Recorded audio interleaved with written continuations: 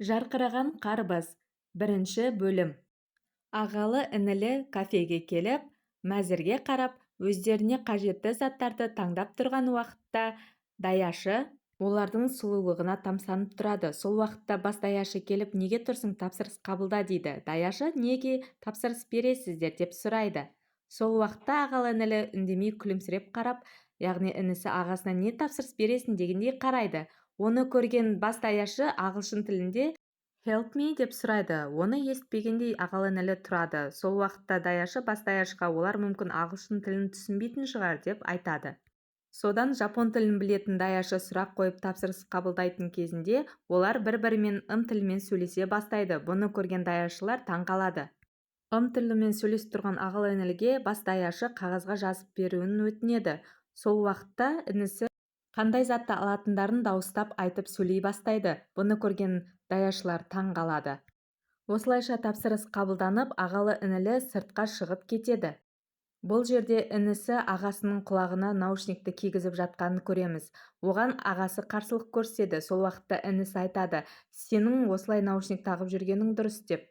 Себебі оның ағасы саңырау және мылқау еді. Осылайша ағалы-інілі келе жатқан уақытта екеуінің кішкентай кезі көрсетіледі. Екеуі велосипедпен құрылыс алаңына келе жатады. Себебі бұл жерде олардың ата-аналары жұмыс жасайды.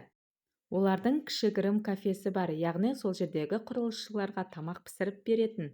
Ингөл өз ата-анасына осылай қасында жүріп көмектесіп жүретін. Бірде оларға көкөніс сататын кісі бұзылып кеткен көкөністерді алып келіп өткізеді. Оны байқап қойған анасы бұл жолы көкөністерді сатып алмайтындығын хабарлайды. Ата-анасы да керең мылқау болғандықтан бала аудармашы болады. Яғни көкөніс сатушысына сіздердің бұзылған тауарларыңызды алмаймыз деп айтады. Бұл жағдай тағы да қайталанатын болса, олардан енді тауар алмайтындығын ескертеді. Бір күні түнде барлығы ұйықтап жатқан уақытта Ингөл бір дыбысты естіп, оянып кетеді. Терезеге барып қараса, қар жауып жатады. Ол жауып тұрған қарды көріп, қуанып қарап тұрған уақытта оған анасы келеді және де оны жаңа жылмен құттықтайды. Осылай анасымен сөйлесіп тұрған уақытта олардың жанына әкесі келеді және де далаға шығуды ұсынады. Барлықтары бірге далаға шығып, аққала жасап ойнап жүрген уақытта Ингөл бір дыбысты есіткендей болады. Ол дереу ағасының ойнап отқан жеріндегі жоғарғы жаққа қарайды. Ол жердегі ағасы ештеңе естпей үн-түнсіз қармен ойнап отқан еді. Көмекке жүгіріп келе жатып, Ингөл сүрініп құлайды. Ата-анасының да ештеңе естпей отқандарын көріп, ол өзінің лазермен оларға қарай жарық түсіріп, олардың назарын аударады.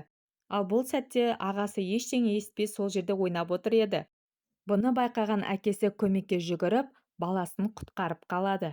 Ал ол жерге жоғарыдан үлкен темірлер біртіндеп құлайды. Осылайша жылыну мақсатында олар костер жағып, сол жерде әңгімелесіп отырады. Осы сәтте анасы өз ұлын мақтап, оған рахметін айтып жатады. Сол уақытта Ингөл өз папасынан сұрайды: «Егер де барлығымыз осындай жағдайға тап болсақ, сіз бірінші кімді құтқарар едіңіз?» дейді. Анасы бұл сұрақ қызық екен, егер де үшеуміз де сондай жағдайға тап болсақ, сен кімді құтқарар едің деп сұрайды. Сол кезде әкесі Ингөлді дейді. Осылайша олардың жаңа үйге көшіп бара жатқандығын көреміз.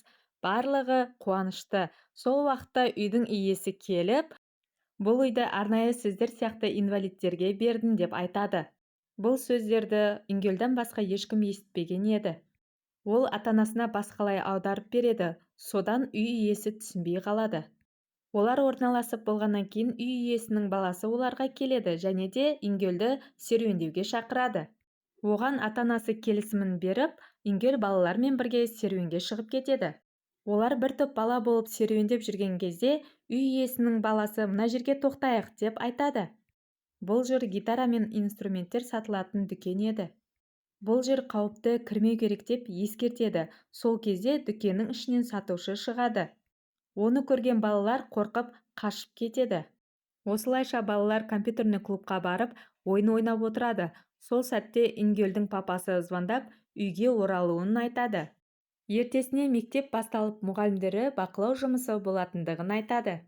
Ингөл озат оқушы еді. Үй иесінің баласының сабақ оқуы нашар еді, сондықтан ол Ингөлға оның атынан бақылау жұмысын жасап беруін айтады. Бірақ Ингөл өз дегенінен қайтпай, оған ешқандай көмек көрсетпейді. Оған ашуланған үй иесінің баласы сендерді үйден қуып жіберемін деп топсалайды.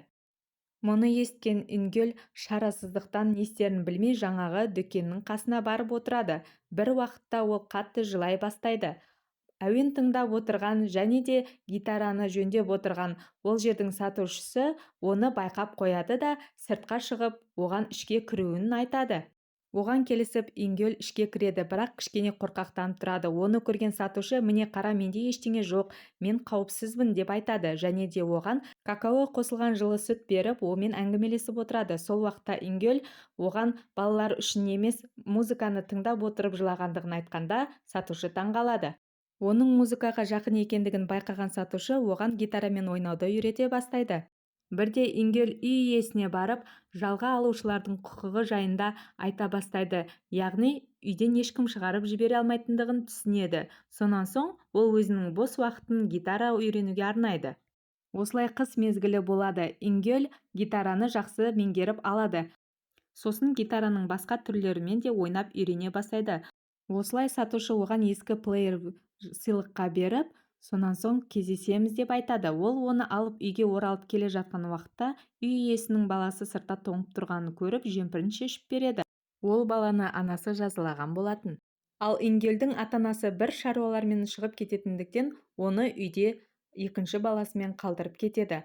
Ал оның ағасы ауырып төсек тартып жатқан болатын. Сол уақытта үй иесінің баласы келіп, жемпірін қайтарып бермекші болып есік қағады, бірақ оны ешкім ашпағаннан кейін ол терезеден тастап жібереді, және де сол жерде жатқан темекіні де аяқпен теуіп кетіп қалады. Осылайша кешкі 6-да темекінің әсерінен үйдің іші өртке айнала бастайды. Ол уақытта Ингөл болса, досындай болып кеткен сатушыға звондап ала алмай келеді. Келген кезінде есікті қақса ешкім ашпайды. Бұл уақытта дүкен сатушысының жерде жансыз жатқанын бізге көрсетеді. Әрі қарай жедел жәрдемнің Ингөлдің өртеніп жатқан үйіне асығып келе жатқанын көреміз. Бұл жағдайдан бейхабар Ингөлдің ата-анасы түсінбей жүгіріп келе жатады. Ал құтқарушылар Ингөлдің ағасын құтқарып шығарады. Оны көрген әкесі екінші баласының қайда екенін сұрайды. Сол уақытта үй иесі оны іште қалып қойғандығын айтады. Оны есте сала әкесі жүгіріп, жанып тұрған үйдің ішіне кіріп, іздей бастайды. Сол сәтте оның үстіне жанып тұрған шкаф құлап, ол жарақат алады.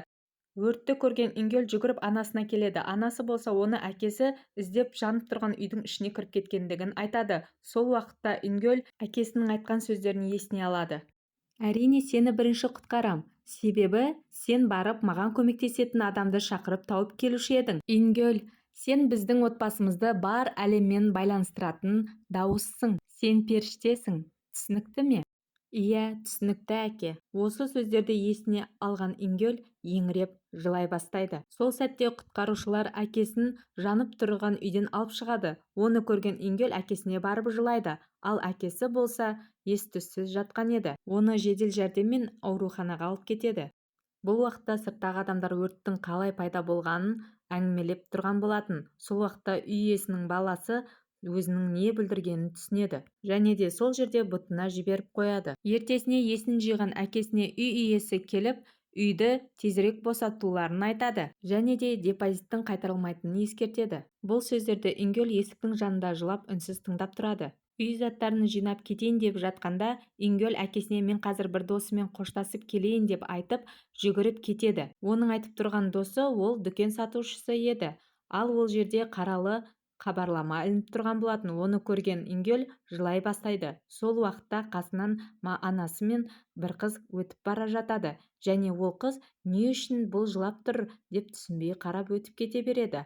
Ал Ингөл болса жылап қала береді. Осылайша Ингөл отбасымен бұл жерден мұңды болып кете барады. Сол сәтте қаралы хабарлама өз орнынан босап аспанға қарай қалықтап ұша бастайды. Оны байқаған Ингөл тағы да көз жасына ерік беріп, еңіреп жылайды. Осылайша арадан уақыт өтіп жаңағы дүкен бұзылып, оның орнына үлкен зәулім үй салынады. Осылай арадан 6 жыл уақыт өткендігін көрсетеді. Ал жаңағы зәулім үйге сол дүкен сатушысының қызы мен немересі көшіп келеді. Немересінің түрі әзірге құпия болып қалады. Ал ағалы-інілі ер жетіп олардың спортпен айналысып жатқандығын көрсетеді. Осылайша кафедегі кезеңге өтеміз. Ол жерде олар өздерінің тапсырысын алып, ағасы смспен біреумен сөйлесіп отырған туралы көрсетеді.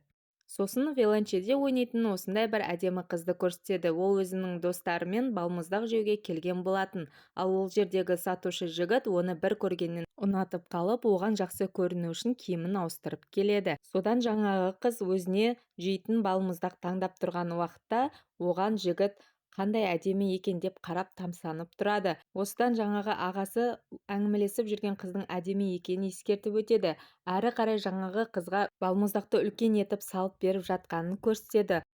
Қыздың таңдаған балмұздағы қарбыздан жасалған балмұздақ еді, бірақ оны көп үлкен етіп арнайы жігіт қызға арнап салып береді. Сол уақытта қасына досы келіп 03 код деп айтады. Содан екеуі жүгіріп сыртқа шыққан уақытта жігіт өзінің әжесін көреді. Әжесі оған не істеп жүрсің бұл жерде деп ұрсып айқайлап артынан қуады, ал жігіт болса қаша жөнеледі. Солай Ингель мен ағасы анасы шақыртуымен екеуі тездетіп жетіп келсе, кафеде әкесі достарымен ішіп отырған болады, әңгіме айтып. Ал бұл жерде әкесі өзінің ұлдарын мақтап, достарына жазып отырады. Яғни үлкен ұлы спортшы, ал кіші ұлы дәрігер болатындығын айтып мақтанып отырады. Достары да оған жақсы тәрбие берген екенсің деп мақтап бірге күліп ішіп отырып, әкесі ұйықтап қалады. Сосын ұлдары оны алып барып жатын бөлмесіне жатқызып кетеді. Сол уақытта әкесі оянып кетіп былай дейді: "Ұлым, сен менің мәртебемді көтердің.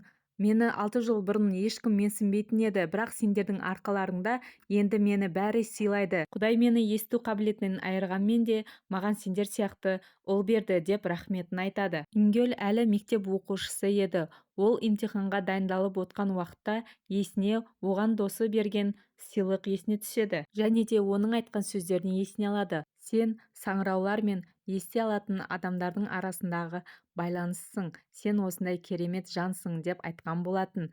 Оны есіне алған Ингель әрі қарай бетіне маска тағып далаға гитарасын алып шығып, гитарада ойнап, ән айтып жатқанының куәсі боламыз.